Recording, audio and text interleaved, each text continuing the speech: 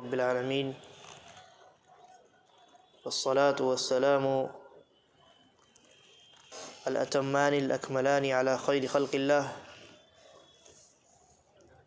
وعلى آله وصحبه اجمعین اما بعد۔ ہر قسم کی حمد و ثنا اللہ تبارک و تعالیٰ کے لیے لائق اور سزاوار ہے۔ درود و سلام نازل ہو نبی آخر الزماں جناب محمد الرسول اللہ صلی اللہ علیہ وسلم پر۔ نبی اکرم صلی اللہ علیہ وسلم کے گھر میں ایک دن کے عنوان سے یہ سلسلہ نبی اکرم صلی اللہ علیہ وسلم کے تعلق سے جاری ہے، اور اس سے قبل کے درس میں پچھلے ہفتے ہم نے نبی اکرم صلی اللہ علیہ وسلم کے متعلق یہ دیکھا کہ آپ بسا اوقات لوگوں سے مذاق بھی کیا کرتے ہیں، اور آپ کے مذاق کے تعلق سے کئی مثالیں ہم نے دیکھیں۔ آپ بچوں کے ساتھ بھی مذاق کرتے نظر آئے، نوجوانوں کے ساتھ بھی آپ نے مذاق کیا ہے، حتیٰ کہ جو عمر دراز حضرات ہیں انہیں بھی خوش کرنے کے لیے نبی اکرم صلی اللہ علیہ وسلم نے مذاق کیا ہے۔ لیکن جتنی مثالیں میں نے بیان کی تھی ان تمام مثالوں میں ایک بات قابل غور ہے، اور وہ یہ ہے کہ آپ نے جب بھی جس سے بھی مذاق کیا ہے اس مذاق میں دو چیزیں ہرگز نہیں ہیں۔ پہلی چیز ہے جھوٹ۔ آپ کے کسی بھی مذاق میں جھوٹ نہیں ہے۔ آپ نے لوگوں کو ہنسانے کے لیے، خوش کرنے کے لیے کبھی جھوٹ نہیں بولا۔ اور ایک دوسری چیز ہے فحش گفتگو۔ آپ نے مجلس کو ہنسانے کے لیے، لوگوں کو ہنسانے کے لیے کبھی اپنے مذاق میں فحش گوئی سے کام نہیں لیا۔ لہذا اگر انسان مذاق کرتا ہے جھوٹ سے اعتراض کرتے ہوئے اور فحش، غلط، بے حیائی کی باتوں سے بچتے ہوئے، تو ایسی صورت میں اس کا وہ مذاق شریعت کے دائرے میں ہے اور شریعت کی روشنی میں درست ہے۔ ہمارا معاملہ یہ ہے کہ ہم جب مذاق کرتے ہیں تو ایک تو جھوٹ بولتے ہیں، ہمارے مذاق میں جھوٹ ہوتا ہے۔ ہم یہ سمجھتے ہیں کہ جب تک ہم جھوٹ نہ بولیں مذاق نہیں ہو سکتا۔ اور دوسری چیز یہ کہ ہمارے مذاق میں بے حیائی کی باتیں ہوتی ہیں، دوستوں کی خاص کر کے جب مجلس ہو، چاہے وہ کسی بھی عمر کے ہو، لیکن جب 5-6 دوست ایک جگہ جمع ہو جاتے ہیں تو یہ سمجھتے ہیں کہ ہمارے لیے اس مجلس میں ہر چیز جائز ہے۔ ایسا نہیں ہے۔ مذاق یقیناً جائز ہے، لیکن فحش گوئی نہیں ہونی چاہیے، بے حیائی کی باتیں نہیں ہونی چاہیے۔ اچھا، تیسری بات یہ ہے کہ بعض حضرات لوگوں کو خوش کرنے کے لیے، یعنی مذاق کرنے کے لیے بعض حضرات کیا کرتے ہیں؟ ڈراتے ہیں، ڈرا کر کے مذاق کرتے ہیں۔ ابھی یہ تو ٹرینڈ چل چکا ہے آج، کہ آج کل جو ہے وہ جس کو پرینک کہتے ہیں، عجیب و غریب قسم کا مذاق ہے۔ لوگوں کو آپ ڈرا رہے ہیں، اور جب آخر میں انسان آپے سے باہر ہو جاتا ہے تو اس کو کہتے ہیں کہ کیمرہ لگا ہوا ہے، پرینک چل رہا ہے نا؟ عجیب و غریب، مطلب اس میں کوئی حد نہیں ہے۔ ایسی چیزیں لوگوں نے دکھائی ہیں، پرینک کے نام پہ ہر چیز جائز ہو جاتی ہے۔ وہ کہتے ہیں کہ نہیں، یہ تو ریئل چیز نہیں ہے، یہ پرینک ہے، یہ مذاق ہے، اور اس کو لوگ جائز سمجھتے ہیں، دیکھنے والے دیکھتے بھی ہیں۔ ایسا مذاق جس میں ایک مسلمان دوسرے مسلمان کو ڈرائے، ایسا مذاق جائز نہیں، کیونکہ نبی اکرم صلی اللہ علیہ وسلم کی حدیث ہے، آپ نے فرمایا لا یروع مسلم مسلمہ او کما قال علیہ الصلاۃ والسلام۔ اللہ کے نبی صلی اللہ علیہ وسلم نے فرمایا کوئی بھی مسلمان کسی دوسرے مسلمان کو نہ ڈرائے۔ جی، بعض حضرات مذاق میں کیا کرتے ہیں؟ بائک لے کے آ رہے ہیں، دوست ان کا کھڑا ہے، ایک دم فل اسپیڈ میں لے کر کے آتے ہیں کہ اس کے دوست کے پاس پہنچ کر کے بریک مار دیتے ہیں تاکہ ان کا دوست ڈر جائے اور یہ جناب ہنسے۔ سمجھتے ہیں کہ یہ مذاق ہے، جائز نہیں ہے۔ آپ کا وہ دوست مسلمان ہے نا، اور اللہ کے نبی صلی اللہ علیہ وسلم نے مسلمان کو ڈرانے سے منع کیا ہے، لہذا ڈرا کر کے کوئی مذاق نہیں کیا جا سکتا۔ یہ واضح حدیث ہے۔ ڈرا کر کے آپ کوئی پرینک، کوئی مذاق جس میں آپ دوسرے لوگوں کو ڈرا رہے ہیں، ایسا مذاق نہیں کر سکتے۔ شریعت کے اعتبار سے منع ہے، اور شریعت کیا طبی اعتبار سے بھی منع ہے۔ اب کوئی آدمی اگر ہارٹ پیشنٹ ہے، اس کے ساتھ اس طرح کی حرکت اگر کی جائے تو بہت ممکن ہے کہ دورہ پڑ جائے اس کو، ممکن ہے کہ نہیں ممکن؟ کوئی آدمی بلڈ پریشر کا مریض ہے، اس کو آپ اس طریقے سے ڈرائیں، پیچھے سے آ کر کے دھپا مار دے اس کو کہ تاکہ وہ ڈر جائے، ہے نا؟ یا کہیں آپ چھپے ہوئے ہیں اندھیرے میں، جیسے ہی کوئی آدمی داخل ہوا، لائٹ جلایا، اس نے سب مل کر کے چلا چلی کرنے لگے۔ اس طرح کا اگر آپ مذاق کیجئے، طبی اعتبار سے جو آدمی بلڈ پریشر کا مریض ہے اس کا کیا ہوگا؟ شوٹ آؤٹ کر جائے گا، بلڈ پریشر ہائی ہو جائے گا اچانک، اور ممکن ہے اتنا ہائی ہو جائے کہ دماغ کی نس پھٹ جائے، برین ہیمریج ہو جائے۔ ایسا ہوتا ہے، بہت سارے ایسے کیسز آپ دیکھیے۔ تو ایسا کرنے والا کوئی انسان اگر ڈرائے اور اس کے ڈرانے کی وجہ سے کسی انسان کی موت ہو جائے یا کسی انسان کو کوئی تکلیف پہنچ جائے تو ڈرانے والا ذمہ دار ہوگا۔ اگر موت ہو جائے تو یہ اس کے اوپر جو ہے وہ شرعی حد نافذ کیا جائے گا، جس کو قتل خطا کہتے ہیں۔ تو نقصان پہنچانے کی غرض سے آدمی کسی کو مارے لیکن وہ آدمی مر ہی جائے، اس کو کہتے ہیں قتل خطا۔ اور ایک ہے قتل العمد، جان بوجھ کر کے مارنا، تو جان بوجھ کر کے مارے گا تو اس کو بھی مار دیا جائے گا شرعی اعتبار سے۔ ہندوستان میں تو شرعی حد نافذ نہیں کیا گیا، لیکن اگر کسی اسلامی حکومت میں ایسا ہو، شرعی قانون یہ ہے کہ جان بوجھ کر کے قتل کرنے والے کو قتل کیا جائے گا، اور غلطی سے قتل کرنے والے کے اوپر دیت دینا واجب ہوگا۔ تو یہ آدمی جس نے ڈرانے کی نیت سے، مارنے کی نیت سے نہیں، اس طرح کا مذاق کیا ہے اور سامنے والا انسان بیمار ہو گیا یا سامنے والا انسان مر بھی گیا، مرے گا تو پھر اس کو دیت دینی پڑے گی۔ تو یہ بہت آسان، اور اس طرح کا مطلب اس کو ہلکے میں نہیں لینا چاہیے۔ بہت سارے آپ دیکھیے نا، کتنے سارے کیسز ایسے ہیں پرینک کے نام پہ شروع ہوئے اور اس کا انجام جو ہوا بہت بھیانک ہوا، کسی کی جان چلی گئی، اور کوئی آدمی ایسا ہوا کہ کسی کا جسم کا کوئی حصہ وہ ہمیشہ کے لیے بیکار ہو گیا، لوگوں کو نقصان پہنچتا ہے۔ تو مذاق میں ان 3 چیزوں کا خیال رکھنا ہے۔ پہلی چیز کیا ہے؟ جھوٹ نہیں بول سکتے۔ دوسری چیز کیا ہے؟ فحش گوئی اور بے حیائی کی باتیں نہیں ہونی چاہیے۔ اور تیسری چیز کیا ہے؟ آپ کے مذاق میں دوسروں کو ڈرانا نہیں ہونا چاہیے۔ اللہ کے نبی صلی اللہ علیہ وسلم نے اس سے سختی سے منع فرمایا ہے۔ اگر یہ تینوں چیزیں نہیں ہیں تو الحمدللہ آپ لوگوں سے مذاق کر سکتے ہیں، کوئی حرج کی بات نہیں۔ اچھا، تو یہ ہم نے نبی اکرم صلی اللہ علیہ وسلم کے مذاق کرنے کے متعلق ہم نے پچھلے ہفتے گفتگو کی تھی، اور اس ہفتے ہم نے اس پر تھوڑی سی اور گفتگو کر لی، کچھ باتیں جو ضروری تھی وہ میں نے بیان کی۔ اب اس کے بعد ہم نبی اکرم صلی اللہ علیہ وسلم کے گھر میں ہیں، تو گھر میں انسان آرام بھی کرتا ہے، سوتا بھی ہے، لہذا نبی اکرم صلی اللہ علیہ وسلم بھی بحیثیت بشر، انسان ہونے کے ناطے آپ بھی سوتے ہیں اور آرام کرتے ہیں۔ ہمیں دیکھنا چاہیے کہ نبی اکرم صلی اللہ علیہ وسلم کس طریقے سے سوتے ہیں، تاکہ ہم بھی ویسے ہی سونے کی کوشش کریں۔ الا یہ کہ کوئی چیز اگر اللہ کے نبی صلی اللہ علیہ وسلم کے ساتھ خاص ہو تو وہ آپ کے ساتھ خاص ہے، ہم نہیں کریں گے۔ اس سلسلے میں حضرت ابی ابن کعب رضی اللہ عنہ بیان کرتے ہیں کہ رسول اکرم صلی اللہ علیہ وسلم نے فرمایا کہ جب تم میں سے کوئی اپنے بستر میں آئے تو اپنے کپڑے سے بستر کو صاف کر لے اور اللہ کا نام لے، اس لیے کہ اس کو نہیں معلوم کہ بستر جو لاسٹ مرتبہ اس نے چھوڑا ہے اس کے بعد اس کی بستر پہ کون سی چیز آ گئی۔ ہو سکتا ہے کہ تکیے وکیے کے نیچے کوئی تکلیف دینے والا جانور، بچھو یا سانپ، اس طریقے کا دوسرا کوئی اذیت دینے والا جانور ہو، تو صاف کر لینا چاہیے سونے سے پہلے۔ اس کے بعد کہا فَإِذَا أَرَادَ أَن يَضْطَجِعَ فَلْيَضْطَجِعْ عَلَى شِقِّهِ الْأَيْمَنِ، اور انسان جب سونے کا ارادہ کرے تو دائیں کروٹ سوئے، اپنے دائیں کروٹ سوئے، دائیں طرف رخ کر کے۔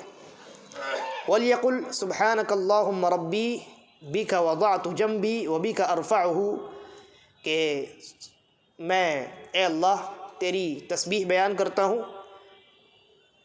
یہ پوری دعا ہے، اور میں اس دعا کو نہیں بیان کر رہا ہوں کیونکہ دعا کی جو کتابیں ہیں ان کے اندر سونے کی مختلف دعائیں لکھی ہوئی ہیں، آپ وہاں دیکھ سکتے ہیں، ٹھیک ہے۔ اسی طریقے پر نبی اکرم صلی اللہ علیہ وسلم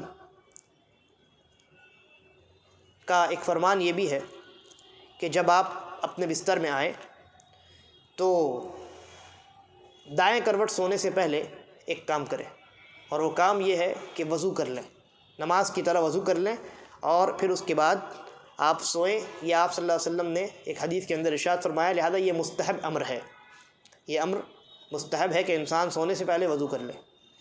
اچھا، اسی طریقے پر اب دیکھیے اللہ کے نبی صلی اللہ علیہ وسلم نے کیا فرمایا، جب انسان سونے کے لیے آئے تو دائیں کروٹ سوئے، دائیں کروٹ لیٹے۔ تو خود اللہ کے نبی صلی اللہ علیہ وسلم کا کیا عمل تھا؟ کیا آپ دائیں کروٹ لیٹتے تھے؟ نہیں لیٹتے تھے۔ ظاہر سی بات ہے، آپ نے جب امت کو یہ تعلیم دی ہے تو سب سے پہلے اس تعلیم پر عمل خود آپ نے کیا ہوگا۔ لہذا جب ہم دیکھتے ہیں کہ نبی اکرم صلی اللہ علیہ وسلم کیسے سوتے ہیں تو ہمیں یہ معلوم ہوتا ہے کہ آپ بھی دائیں کروٹ ہی لیٹ کر کے سویا کرتے تھے۔ حدیث کے اندر الفاظ ہیں کہ اللہ کے نبی صلی اللہ علیہ وسلم دائیں کروٹ لیٹ کر کے سویا کرتے تھے اور اپنے دائیں ہاتھ کو دائیں گال کے نیچے رکھا کرتے تھے۔ اس طریقے سے نبی اکرم صلی اللہ علیہ وسلم سویا کرتے تھے، اور پھر اس کے بعد دعائیں پڑھتے تھے۔ دعاؤں کا میں نے بتا دیا، دعاؤں کی جو کتابیں ہیں آپ اس کی جانب رخ کیجئے۔ اللہ کے نبی صلی اللہ علیہ وسلم جس بستر پہ سویا کرتے تھے وہ بستر عام طور سے کھجور کی چھال کا ہوا کرتا تھا۔ چمڑے کے اندر کھجور کی چھال بھر دی جاتی تھی اور اسی میں نبی اکرم صلی اللہ علیہ وسلم سویا کرتے تھے۔ اور کبھی کبھی آپ کا بستر جو ہے وہ ایک چادر ہوا کرتا تھا، اس چادر کو ایک تہہ لگا دی جاتی تھی، یعنی ایک چادر ایسے ہے اور اس کو ایک تہہ لگا دی گئی، 2 تہہ ہو گئی اس کی، اس پر آپ صلی اللہ علیہ وسلم سویا کرتے تھے۔ اور کبھی کسی نے اس کو اگر 4 تہہ لگا دی تو آپ نے اس کو کھلوا دیا، کہا 2 ہی تہہ رہنے دو، زیادہ آرام دہ نہیں استعمال کرتے تھے آپ بستر، ٹھیک ہے۔ تو نبی اکرم صلی اللہ علیہ وسلم کبھی کبھی چادر پہ بھی سویا کرتے، اور عام طور سے آپ کا جو بستر تھا وہ چمڑے کا بنا ہوا تھا جس کے اندر کھجور کی چھال بھری ہوئی تھی۔ چھال آپ سمجھتے ہیں نا، چھال درخت کا جو اوپری حصہ ہوتا ہے اس کو ہم چھال کہتے ہیں۔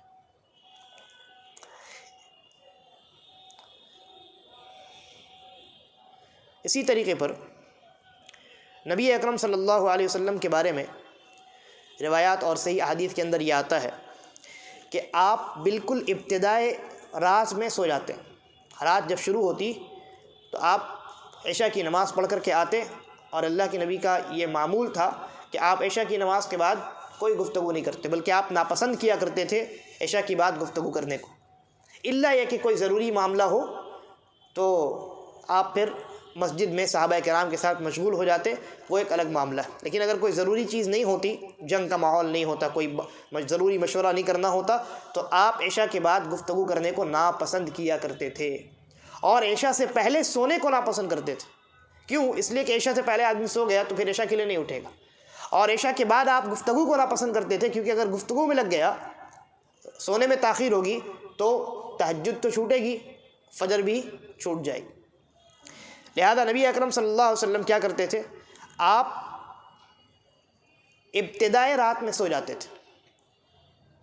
اور ایک حدیث کے اندر ہے کہ نبی اکرم صلی اللہ علیہ وسلم رات میں اٹھتے اور آپ نمازیں ادا کیا کرتے، اس کے بعد جب آپ لیٹتے تو اپنے دائیں کروٹ لیٹا کرتے تھے۔ لیکن اگر آپ فجر سے کچھ پہلے لیٹ رہے ہیں، فجر کی نماز سے کچھ پہلے اگر آپ لیٹتے تو آپ عام حالات کی طرح نہیں لیٹتے تھے، بلکہ آپ کیا کرتے تھے، اپنے دائیں ہاتھ کو اس طریقے سے کھڑا کرتے اور اس کے اوپر سر رکھتے اور پیر لمبا کر کے لیٹ جاتے، ٹھیک ہے۔ نبی اکرم صلی اللہ علیہ وسلم اپنے دائیں ہاتھ کو کھڑا کرتے اور اس کے اوپر سر رکھتے اور تب لیٹتے۔ یہ کب؟ جب فجر کی نماز کا وقت بالکل ہونے والا ہوتا، کچھ ہی وقت کے بعد، کچھ ہی منٹوں کے بعد اب فجر کا وقت شروع ہو جائے گا، تو نبی اکرم صلی اللہ علیہ وسلم تہجد کی نماز سے فارغ ہوتے اور ایسے لیٹا کرتے تھے تاکہ جب فجر کی اذان ہو تو نیند گہری نہ ہو جائے اور فوراً انسان اٹھ کر کے چلا جائے۔ اچھا، ایک روایت ہے جس کے اندر حضرت عبادہ بن صامت رضی اللہ عنہ بیان کرتے ہیں ایک مرتبہ نبی اکرم صلی اللہ علیہ وسلم نے ارشاد فرمایا انسان کی آنکھ جب رات میں کھل جائے تو وہ کیا کرے؟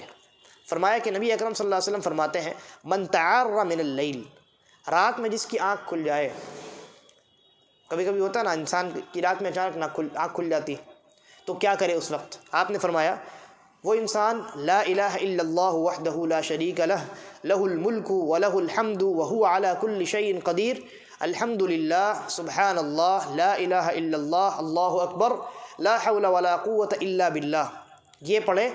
اس کے بعد اللہم اغفر لی کہے یا کوئی دعا کرے، اللہ کے نبی صلی اللہ علیہ وسلم فرماتے ہیں استجیب لہ، تو اس انسان کی کوئی بھی دعا اس وقت اللہ تبارک و تعالیٰ قبول کرتا ہے۔ یہ بہت اہم وقت ہے دعا کی قبولیت کا۔ اور فرمایا فَإِن تَوَضَّأَ وَصَلَّى قُبِلَتْ صَلَاتُهُ، اگر اس وقت اٹھ کر کے وضو کرتا ہے اور نماز پڑھتا ہے تو اللہ رب العالمین اس انسان کی نماز کو قبول کرتا ہے، گارنٹی ہے۔ تو اگر رات میں انسان کی نیند کھل جائے تو کیا کرنا چاہیے؟ یہ دعا پڑھنی چاہیے اور پھر اس کے بعد اللہ سے دعا مانگنی چاہیے۔ یہ جو وقت ہوتا ہے اس وقت اللہ تبارک و تعالیٰ انسان کی دعا کو رد نہیں کرتا، اس وقت اللہ تبارک و تعالیٰ انسان کی دعا کو رد نہیں کرتا بلکہ قبول کرتا ہے۔ اور اس وقت اگر کوئی انسان نماز ادا کرے تو اللہ تبارک و تعالیٰ اس کی نماز کو بھی قبول کرتا ہے۔ یہ آپ کے سونے کے تعلق سے چند باتیں ہیں۔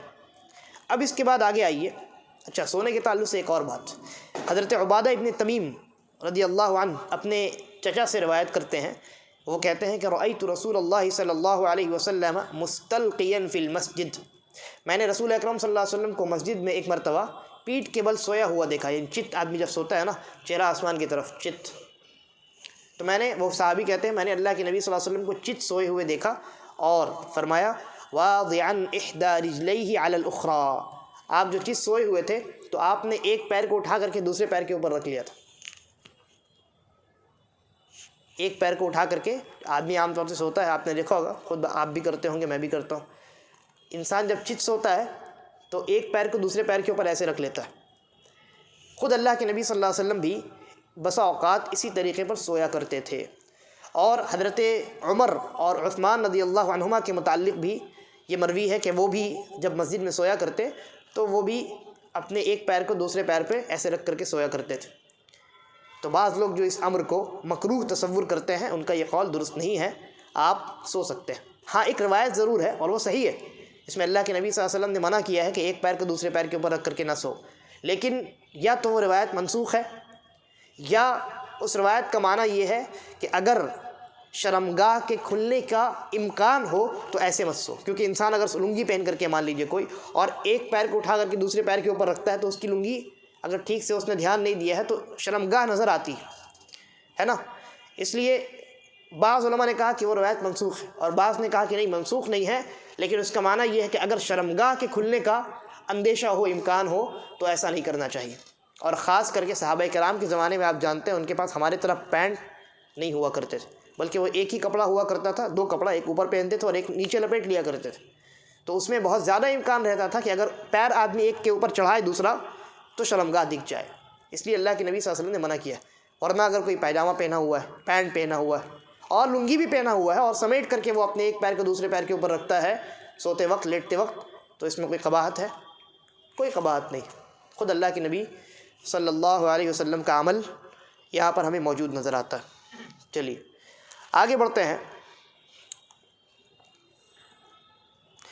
اللہ کے نبی صلی اللہ علیہ وسلم جب سوتے تھے نا تو عام طور سے ہم لوگ جب سوتے ہیں، بقیہ انسان، تو ہم سوتے ہیں تو ہم مکمل طور پہ سو جاتے ہیں، ہمارا دماغ، ہماری آنکھیں اور ہمارا دل سب کا سب سو جاتا ہے۔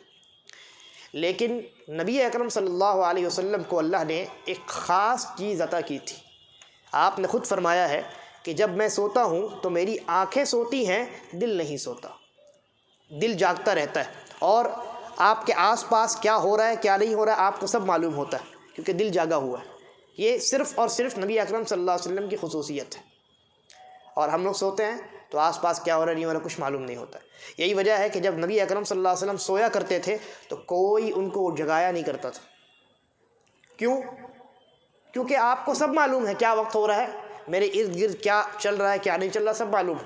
آپ کو جب اٹھنا ہوگا آپ خود سے اٹھ جائیں گے، لہذا جب آپ سوتے تو آپ کو کوئی صحابی یا آپ کی کوئی بیوی کبھی جگایا نہیں کرتی تھی، خود آپ جب اٹھنا چاہتے تو اٹھ جاتے، اور جب سونا چاہتے یا جتنی دیر آپ سونا چاہتے آپ سویا کرتے تھے۔ تو یہ آپ کا سونا تھا، یہ آپ کا سونا تھا۔ اب سونے کا وقت کیا ہے؟ رات۔ اللہ رب العالمین نے کہا وَجَعَلْنَا اللَّيْلَ لِبَاسًا، ہم نے رات کو لباس بنایا ہے، جس میں انسان راحت اور سکون اختیار کرتا ہے، حاصل کرتا ہے، اور رات میں انسان سوتا ہے۔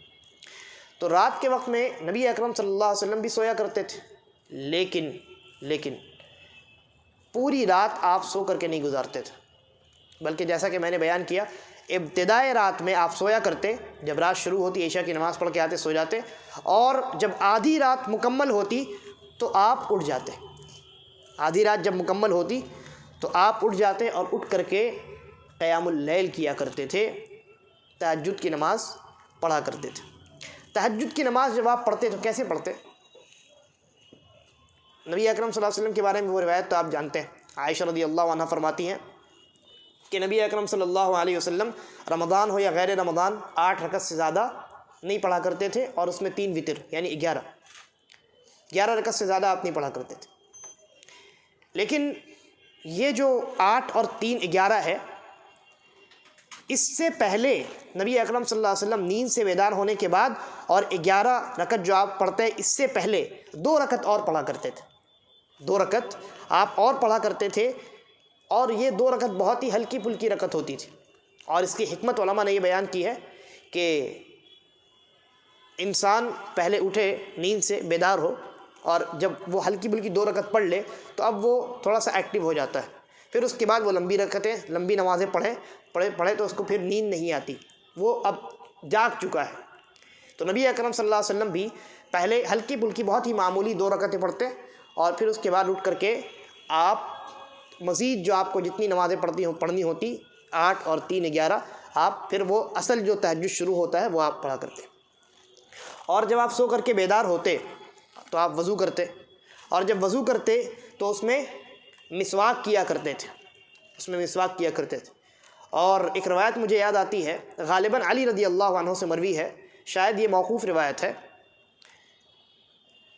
کہ انسان رات کی نماز میں جب اٹھتا ہے اور مسواک کر لیتا ہے اور اس کے بعد قیام میں کھڑا ہوتا ہے اور قرآن مجید کی تلاوت کرتا ہے، تو ایک فرشتہ اس آدمی کی تلاوت سن کر کے اس سے قریب ہوتا جاتا ہے، اتنا قریب ہو جاتا ہے کہ اس انسان کے منہ میں فرشتہ اپنا منہ ڈال دیتا ہے، اور انسان کے منہ سے جو قرات جو تلاوت نکلتی ہے وہ نکلتی ہے اور فرشتے کے پیٹ میں جاتی ہے۔ یہ رات کی نماز کی اہمیت ہے، اور یہ روایت صحیح ہے، میں متأکد ہوں، کنفرم ہوں روایت صحیح ہے، بس مجھے شک ہے کہ یہ مرفوع روایت ہے یا علی رضی اللہ عنہ کا اثر ہے۔ اگر مرفوع ہے تو کوئی مسئلہ نہیں ہے، نبی اکرم صلی اللہ علیہ وسلم نے فرمایا ہے، اور موقوف ہے یعنی حضرت علی رضی اللہ عنہ کا قول ہے، تو اس کا جو حکم ہے یہ مرفوع کا ہوگا، کیونکہ علی رضی اللہ عنہ یہ بات اپنی طرف سے تو کہہ نہیں سکتے، ضرور انہوں نے رسول اکرم صلی اللہ علیہ وسلم کو فرماتے ہوئے سنا ہے۔ خیر، تو نبی اکرم صلی اللہ علیہ وسلم رات میں جب اٹھتے اور نماز کے لیے کھڑے ہوتے تو آپ کی جو نماز ہوا کرتی تھی وہ نماز انتہائی لمبی نماز ہوتی تھی، آپ کی نماز کیسے ہوتی تھی؟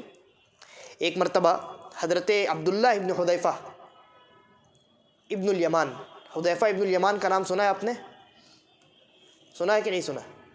حضرت حذیفہ ابن الیمان یہ اللہ کے نبی صلی اللہ علیہ وسلم کے رازدار ہیں، جن کو اللہ کے نبی نے منافقین کا نام بدلا دیا تھا۔ حضرت حذیفہ رازدار رسول کہا جاتا ہے، ان کے بیٹے ہیں عبداللہ ابن حذیفہ ابن الیمان رضی اللہ عنہما کہتے ہیں، صلیت مع النبی صلی اللہ علیہ وسلم لیلۃ فافتتح البقرہ، اللہ کے نبی کی نماز دیکھیں کیسی ہوتی تھی۔ وہ کہتے ہیں کہ ایک مرتبہ میں نے رسول اکرم صلی اللہ علیہ وسلم کے ساتھ رات کی نماز میں نے ادا کی، تو آپ نے سورۃ الفاتحہ پڑھنے کے بعد سورۃ البقرہ کی تلاوت شروع کر دی۔ کہتے ہیں فقلت یرکع عند المئہ، کہا کہ رات کی نماز لمبی ہوتی ہے تو آپ کتنا پڑھیں گے؟ زیادہ سے زیادہ 100 آیات پڑھیں گے، 100 آیات پڑھنے کے بعد آپ رکوع میں چلے جائیں گے۔ اللہ کے نبی تلاوت کرتے رہے، صحابی کہتے ہیں ثم مضى، 100 آیات مکمل ہوئی لیکن آپ نہیں رکے، آپ مزید تلاوت کرتے جا رہے ہیں. تو وہ کہتے ہیں میں نے اپنے دل میں کہا فقلت یصلی بہا فی رکعہ، لگتا ہے کہ پوری سورہ مکمل سورۃ البقرہ رسول اکرم صلی اللہ علیہ وسلم ایک ہی رکعت میں پڑھ جائیں گے. ٹھیک ہے، اب سورۃ البقرہ بھی ختم ہو گئی اور فمضا، کہتے ہیں اللہ کے نبی نے اپنی تلاوت جاری رکھی. تو وہ کہتے ہیں ثم افتتح آل عمران، پھر رسول اکرم صلی اللہ علیہ وسلم نے سورہ آل عمران کی تلاوت شروع کر دی. پہلی رکعت چل رہی ہے ابھی، پہلے تو صحابی نے اندازہ لگایا 100 رکعت، 100 آیات مکمل ہوئی، اللہ کے نبی رکے نہیں. وہ کہا انہوں نے کہ ہو سکتا ہے کہ اللہ کے نبی سورۃ البقرہ مکمل کریں، جو تقریباً 282 83 84 کتنی آیات کی ہیں. تو سورۃ البقرہ بھی مکمل ہو گئی لیکن اللہ کے نبی نہیں رکے، سورہ آل عمران آپ نے شروع کر دی. تو انہوں نے اپنے دل میں کہا فقلت یرکع بہا، انہوں نے اپنے دل میں کہا اچھا مطلب آپ نے سورۃ البقرہ پڑھ لی ہے، اب سورۃ آل عمران آپ نے شروع کی ہے، تو شاید سورہ آل عمران مکمل کر کے آپ رکوع میں چلے جائیں گے. صحابی کہتے ہیں ثم افتتح النساء، پھر نبی اکرم صلی اللہ علیہ وسلم نے سورہ نساء شروع کر دی. سورہ نساء کس پارے میں؟ چوتھے پارے کے بالکل اینڈنگ میں، یعنی 1 2 3 4 5 صفحات باقی ہے. آخری کے جو چوتھے پارے کے آخری کے جو 5 صفحات ہیں نا، اس میں سورۃ النساء شروع ہوتی ہے. تو صحابی کہتے ہیں ثم افتتح النساء فقرأها، انہوں نے نبی اکرم صلی اللہ علیہ وسلم نے سورہ نساء بھی شروع کر دی اور آپ نے اس کو بھی مکمل پڑھا. اور سورہ نساء کہاں جا کر کے ختم ہوتی ہے؟ یہ چوتھے پارے کے بالکل اخیر سے شروع ہوئی تھی، 5واں پارہ مکمل اور چھٹے پارے کے شروع کے جو 5 صفحات ہیں وہاں جا کر کے سورہ نساء ختم ہوتی. چھٹے پارے میں پہنچ گیا آپ نے. ایک رکعت میں آپ نے کتنی؟ 5، آپ نے 5 بولیے 5 پاروں کی تلاوت کی ایک رکعت میں. اور آپ کیا سمجھتے ہیں نبی اکرم صلی اللہ علیہ وسلم آج کے حفاظ کی طرح بہت اسپیڈ میں یعلمون تعلمون گڑبڑ یعلمون ایسی تلاوت کرتے ہیں؟ خالی آج کل کے جو بعض حفاظ ہوتے ہیں، آپ نے بعض ویڈیوز بھی دیکھی ہوں گی، وہ 10 منٹ میں ایک پارہ ختم، صرف ان کا یعلمون تعلمون سمجھ میں آتا ہے اور کچھ نہیں سمجھ میں آتا، بعض اوقات وہ بھی نہیں سمجھ میں آتا. تو صحابی کہتے ہیں اللہ کے نبی کی تلاوت کیسے ہوا کرتی تھی؟ کہتے ہیں یقرأ مترسلا، اللہ کے نبی صلی اللہ علیہ وسلم انتہائی تمہل کے ساتھ رک کر کے ہر حرف کو اس کا حق دے کر کے تلاوت کیا کرتے تھے. اب دیکھیے 5 پارہ آپ نے 5.25 پارہ ایک ہی رکعت میں آپ نے تلاوت کیا ہے، اور وہ بھی بالکل ٹھہر کر کے تلاوت کا حق ادا کرتے ہوئے مترسلا. ٹھیک ہے، اور صرف آپ تلاوت ہی نہیں کر رہے ہیں بلکہ نماز دیکھیے اللہ کے نبی کی کس قدر خوبصورت نماز ہے. نبی کی نماز ایسی ہوتی ہے. وہ صحابی کہتے ہیں اذا مر بآیۃ فیہا تسبیح سبح، اگر کسی ایسی آیت سے گزرتے جس میں اللہ کی تسبیح بیان کی گئی ہو تو اللہ کے نبی صلی اللہ علیہ وسلم رک جاتے، وہاں سبحان اللہ کہتے اللہ کی تسبیح بیان کرتے. وَإِذَا مَرَّ بِسُؤَالٍ سَأَلَ، اور جب کسی ایسی آیت سے گزرتے جہاں دعا کا تذکرہ ہو، سوال کرنے کا تذکرہ ہو یا سوال کرنے کا موقع ہو، جیسے جنت کا تذکرہ ہو، تو اللہ کے نبی صلی اللہ علیہ وسلم رک کر کے وہاں سوال کرتے، دعا کرتے، نماز ہی میں، قرات ہی میں. نفل نماز میں جائز ہے، یہ نفل نماز میں جائز ہے. وَإِذَا مَرَّ بِتَعَوُّذٍ تَعَوَّذَ، اور جب کسی پناہ مانگنے والی جگہ سے گزرتے تو آپ پناہ مانگتے، جیسے آپ جہنم کا اگر کہیں بیان آ گیا تو آپ ان آیات کو پڑھ کر کے اللہ سے جہنم سے پناہ مانگا کرتے تھے. ثم رکع، صحابی کہتے ہیں اتنی تلاوت اور ان تلاوتوں کے درمیان آپ نے تسبیح بھی بیان کی، سوال بھی کیا، دعا بھی کی، پناہ بھی مانگی. اس کے بعد آپ نے رکوع کیا. فجعل یقول سبحان ربی العظیم، پھر آپ نے سبحان ربی العظیم کہنا شروع کیا. کتنی مرتبہ کہا؟ کہتے ہیں فکان رکوعہ نحوا من قیامہ، آپ کا رکوع آپ کے قیام کی طرح تھا. قیام آپ کا 5 پارے کا ہے، 5.25 پارے کا. صحابی کہتے ہیں آپ کا رکوع بھی آپ ہی کے قیام کی طرح اتنا لمبا تھا.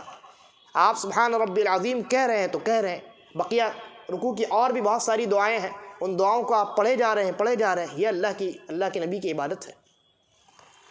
اس کے بعد کہتے ہیں ثم قال سمع اللہ لمن حمدہ، پھر اللہ کے نبی نے سر اٹھایا رکوع سے اور کہا سمع اللہ لمن حمدہ ربنا لک الحمد، ثم قام طویلا مما رکع، پھر آپ نے جو سر اٹھایا رکوع سے، وہاں ربنا ولک الحمد پڑھا، اور بھی بہت ساری دعائیں آپ کھڑے ہو کر کے پڑھ رہے ہیں۔ وہ قیام بھی آپ کا بہت طویل ہے اور بہت لمبا ہے۔ قریبا مما رکع، کہتے ہیں جتنا رکوع آپ نے کیا ہے نا، بالکل ویسے ہی لگ بھگ اتنا ہی، اور اس سے تھوڑا کم آپ کا یہ رکوع سے اٹھ کر کے جو آپ قیام کر رہے ہیں، جس کو قومہ کہتے ہیں، وہ بھی اتنا ہی لمبا ہے یا اس سے کچھ چھوٹا ہے۔ ثم سجد، پھر آپ نے سجدہ کیا، فقال سبحان ربی الاعلی، تو آپ نے سبحان ربی الاعلی کہا، فکان سجودہ قریبا من قیامہ، آپ کا سجدہ بھی آپ کے قیام ہی کی طرح لگ بھگ تھا۔ سجدے میں بھی آپ نے اتنا ہی وقت دیا لگ بھگ جتنا آپ نے قیام میں دیا تھا۔ 5 پارہ آپ نے قیام میں پڑھا تھا، سجدہ بھی آپ نے اتنا ہی لمبا کیا ہے۔ سجدے میں آپ نے سبحان ربی الاعلیٰ پڑھا، اور ظاہر سی بات ہے آپ سجدے میں اللہ کے سب سے قریب ہوتے ہیں، ہر بندہ اللہ کے سب سے قریب ہوتا ہے، وہاں آپ اللہ سے دعائیں کر رہے ہوتے ہیں۔ نبی اکرم صلی اللہ علیہ وسلم بہت ساری دعائیں، آپ سے بہت ساری دعائیں مروی بھی ہیں، تو سجدے میں نبی اکرم صلی اللہ علیہ وسلم ان دعاؤں کو پڑھ رہے تھے اور اللہ سے بہت ساری دعائیں کر رہے تھے۔ آپ نے وہ روایت سنی ہوگی کہ اللہ کے نبی صلی اللہ علیہ وسلم نے خود فرمایا کہ میں اپنی امت کے لیے نمازوں میں، رات کی نمازوں میں دعا کیا کرتا ہوں، لہذا سجدوں میں، رکوع میں، سجدے میں خاص کر کے نبی اکرم صلی اللہ علیہ وسلم بہت ساری دعائیں کرتے تھے، ان میں سے ان کی امت کے لیے بھی بہت ساری دعائیں ہوا کرتی تھیں۔ تو یہ نبی اکرم صلی اللہ علیہ وسلم کی رات کی نماز کا نقشہ ہے، جو صحابی عبداللہ ابن حذیفہ الیمان رضی اللہ عنہ نے کھینچا ہے۔ ایک مرتبہ انہیں رسول اکرم صلی اللہ علیہ وسلم کے ساتھ نماز پڑھنے کا موقع مل گیا تھا۔ آپ نے دیکھا رات کی نماز کیسی ہوتی، ایسی ہوتی۔ ہمارے یہاں رمضان میں جو صورتحال ہوتی ہے، لوگ بھاگنا چاہتے ہیں، حافظ صاحب بھی بہت ہی اسپیڈ میں ختم کرنا چاہتے ہیں۔ اللہ کے نبی صلی اللہ علیہ وسلم ویسے نماز نہ پڑھتے تھے نہ پڑھاتے تھے۔ تو آپ کی نماز اور رات میں آپ کا یہ معمول تھا کہ آپ رات کے ابتدائی حصے میں سو جاتے، اور رات کا جب آدھا حصہ گزر جاتا تو آپ بیدار ہوتے، ٹھیک ہے، اور بیدار ہوتے اور اس کے بعد قیام کرتے، اور فجر سے پہلے آپ اپنے قیام کو مکمل کر لیتے، فجر کے ٹھیک پہلے، تھوڑا سا پہلے، یعنی 10-15 منٹ ہی پہلے۔ اور قیام مکمل کرنے کے بعد آپ کیا کرتے؟ آپ اپنے ہاتھ کو ایسے لمبا کرتے، کھڑا کرتے، اور اس پر سر رکھ کر کے آپ تھوڑی دیر سو جاتے، تاکہ جیسے ہی مؤذن اذان دے فوراً نیند کھل جائے اور نماز کے لیے آپ نکل جائیں۔ اسی کو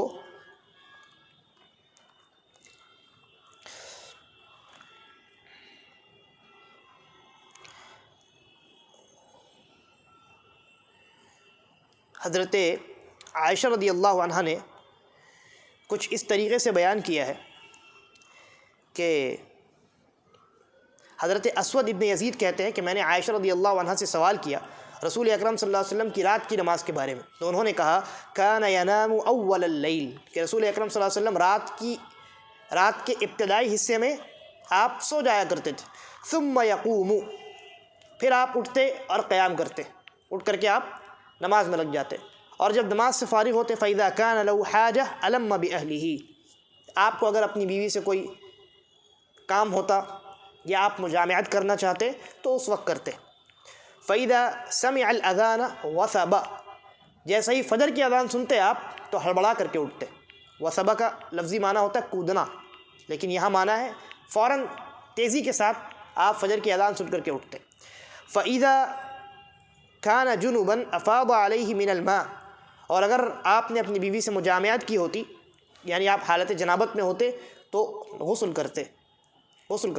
ایک بات یاد رکھیے، نبی اکرم صلی اللہ علیہ وسلم جب حالت جنابت میں جاتے تھے تو اس کی صرف ایک وجہ تھی، اور وہ وجہ تھی مجامعت، بیوی سے ملنا، جبکہ عام انسان جو ہے وہ 2 وجہ سے حالت جنابت میں جاتا ہے، ایک بیوی سے ملنے کی وجہ سے اور ایک احتلام ہونے کی وجہ سے، نائٹ فال ہونے کی وجہ سے۔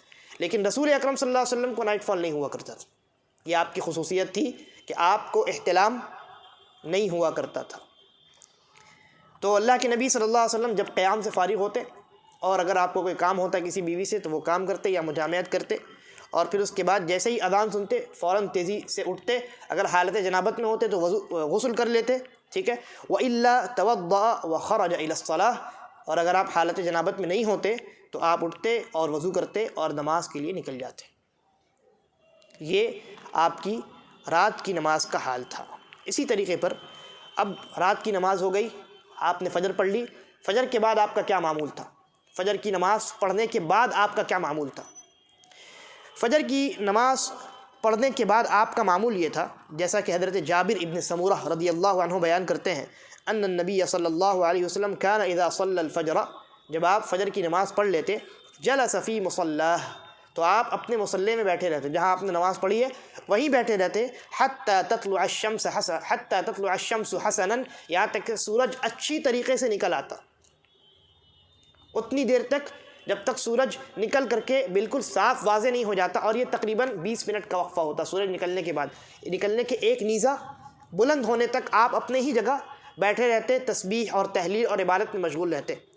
اور ایک روایت کے اندر ایک صحابی کہتے ہیں کہ فجر کی نماز کے بعد ہم صحابہ کرام بھی مسجد ہی میں موجود رہتے اور اللہ کے نبی صلی اللہ علیہ وسلم بیٹھ کر کے تسبیح اور تحلیل میں مصلی میں بیٹھے آپ عبادت میں مشغول ہوتے، اور ہم صحابہ کرام کیا کرتے، ہم ایک دوسرے سے گفتگو میں مشغول ہو جایا کرتے تھے، ایک دوسرے سے بات کیا کرتے، اور عام طور سے ہم جاہلیت کے ایام میں جو ہم سے جو باتیں اور جاہلیت میں اسلام کے آنے سے پہلے جو حرکتیں ہم کیا کرتے تھے، جو کام ہم کیا کرتے تھے، یا جاہلیت کا جو ماحول تھا، ہم اس تعلق سے گفتگو شروع کر دیتے، اور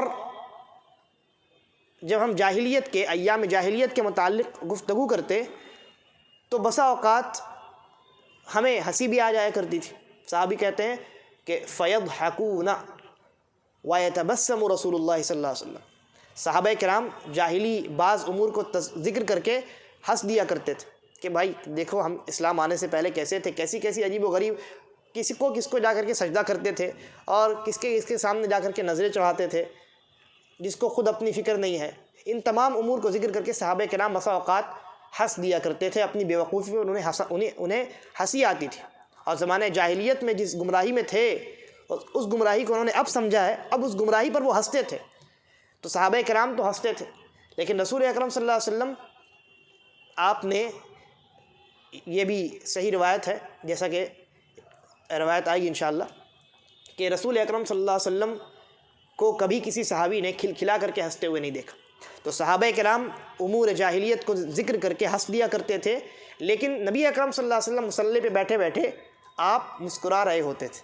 مصلی پہ آپ بیٹھے ہیں، صحابہ کرام کی گفتگو سن رہے ہیں، اور آپ اللہ کی تسبیح اور تحمید اور تحلیل بھی بیان کر رہے ہیں، سبحان اللہ الحمدللہ میں لگے ہوئے ہیں، اور ساتھ ساتھ صحابہ جو گفتگو کر رہے ہیں وہ ہنس رہے ہیں، رسول اکرم صلی اللہ علیہ وسلم بھی بیٹھے بیٹھے مسکرا رہے ہیں۔ کب تک؟ جب تک سورج نکل کر کے ایک نیزہ کے برابر بلند نہیں ہو جاتا، یعنی سن رائز کے 20 منٹ بعد تک آپ اپنے مصلی میں بیٹھے رہتے، اور جب سورج نکل کر کے بالکل صاف واضح ہو جاتا اور 20 منٹ کا عرصہ گزر جاتا تو پھر آپ نماز کی تیاری کرتے، اور چاشت یا اشراق کی جو نماز ہوتی ہے اب آپ اس نماز میں لگ جاتے، وہ نماز آپ سورج کے ایک نیزہ کے بلند ہونے کے بعد پڑھتے، اور صحابہ کرام کو بھی اس کی تلقین کرتے، جیسا کہ انس رضی اللہ عنہ کہتے ہیں کہ رسول اکرم صلی اللہ علیہ وسلم نے فرمایا من صلی الفجر فی جماعہ، جس نے فجر کے ساتھ جماعت کے ساتھ فجر کی نماز ادا کی، ثم قعد یذکر اللہ حتی تطلع الشمس، پھر وہ اپنی ہی جگہ بیٹھا رہا اور اللہ کا ذکر کرتا رہا یہاں تک کہ سورج نکل آیا، ثم صلی رکعتین، پھر اس نے 2 رکعتیں نماز پڑھی، کانت لہ کاجر حجۃ وعمرہ، تو اس آدمی کو ایک مکمل حج اور ایک مکمل عمرے کا ثواب ہوتا ہے، تامۃ تامہ، آپ نے کہا حج اور عمرہ 3 مرتبہ کہا کہ مکمل حج و عمرے کا ثواب ہوتا ہے۔ یہ اس نماز کی فضیلت ہے جس کو انسان سورج کے ایک نیزہ کے بلند ہونے کے بعد پڑھا کرتا ہے۔ اور ایک روایت کے اندر جہاں تک مجھے یاد آتا ہے اس بات کی بھی صراحت ہے کہ اس انسان کو نبی اکرم صلی اللہ علیہ وسلم کے ساتھ حج کرنے کا ثواب ملتا ہے، اور یہ صحیح روایت، نبی اکرم صلی اللہ علیہ وسلم کے ساتھ حج کرنے کا ثواب ملتا ہے۔ کیا کرنا پڑے گا اس کام کے لیے؟ آپ کو فجر کی نماز آپ نے پڑھی اور آپ جہاں ہیں وہیں بیٹھے رہیے، الا یہ کہ مسجد کے منتظمین اگر آپ کو کہے کہ نہیں ہم کو گیٹ بند کرنا ہے تو پھر آپ معذور ہیں، لیکن اگر آپ کو کوئی تکلیف نہیں دیتا ہے، کوئی منع نہیں کرتا ہے، جہاں آپ نے نماز پڑھی ہے وہیں بیٹھے رہیے، اور پھر اس کے بعد سورج نکلنے تک اور نکل کر کے ایک نیزہ کے برابر بلند ہونے تک اسی جگہ بیٹھ کر کے اللہ کے ذکر میں مشغول رہیے، سبحان اللہ، الحمدللہ، اللہ اکبر، یا قرآن پڑھتے رہیے، ذکر کرتے رہیے۔ اور جب سورج نکل جائے، جیسے مان لیجیے اگر 6 بجے سورج نکلا تو 6:20 تک آپ وہیں بیٹھ کر کے ذکر کرتے رہیے۔ جب 6:20 ہو جائے تو پھر اٹھیے اور کم از کم 2 رکعت ادا کیجئے، آپ کو مکمل حج و عمرے کا یا نبی اکرم صلی اللہ علیہ وسلم کے ساتھ حج کا ثواب ملے گا۔ اور بھی کئی باتیں ہیں انشاءاللہ، اگلے دروس میں ہم اس پر گفتگو کریں گے۔ آج کے درس کے لیے اتنا کافی ہے۔ آج کے درس میں ہم نے نبی اکرم صلی اللہ علیہ وسلم کے سونے کو دیکھا، اور آپ کے رات کی نماز کو دیکھا، اور فجر کی نماز کے بعد آپ کا کیا معمول تھا، ہم نے اس پر بھی تھوڑی بہت گفتگو کی ہے۔ اللہ تبارک و تعالی ہم تمام کو نبی اکرم صلی اللہ علیہ وسلم کی زندگی میں اپنے لیے سبق اور نصیحت ڈھونڈنے اور تلاش کرنے کی توفیق عطا فرمائے، اور ہم تمام کا خاتمہ بالخیر کرے۔ ھذا واللہ اعلم وصلی اللہ علی نبینا وسلم، والسلام علیکم ورحمۃ اللہ۔